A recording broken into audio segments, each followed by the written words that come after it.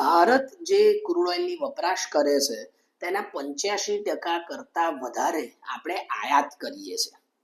અને આ જે 85% આયાત કરીએ છીએ તેમાંથી 40 થી 50% હિસ્સો હોર્મુઝમાંથી પસાર થાય છે.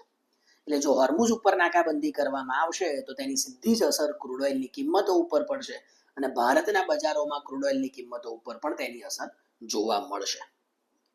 તો સ્વાભાવિક રીતે આ જે પશ્ચિમ એશિયામાં જે યુદ્ધ ચાલી રહ્યું છે તેની જે મુખ્ય અસર આપણને જોવા મળશે તે છે મોંઘવારી.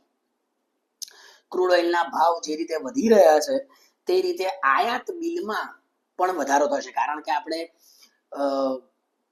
ક્રૂડ ઓઇલની આયાત કરીએ છીએ અને જો ક્રૂડ ઓઇલના ભાવ વધે તો આપણે આયાત બિલ આપણું જે છે તે વધારે છે, આપણી આયાતની ચૂકવણી વધશે.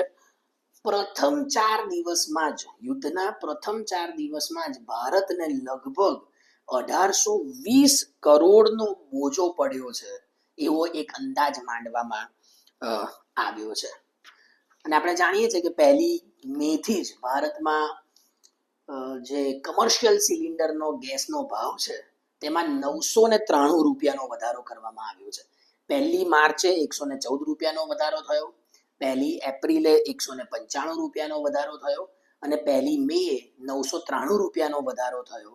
આમ કુલ છેલ્લા 3 મહિનામાં લગભગ 1300 રૂપિયાનો વધારો કમર્શિયલ ગેસનો જે સિલિન્ડર છે તેમાં નોંધાયો છે. અને તેનું મુખ્ય કારણ આ પશ્ચિમ એશિયાના દેશોમાં જે પ્રકારનું યુદ્ધનું વાતાવરણ છે અને તેના કારણે ક્રૂડ ઓઇલની અને ગેસની સપ્લાય ચેઇન જે રીતે ખોરવાઈ છે તે છે.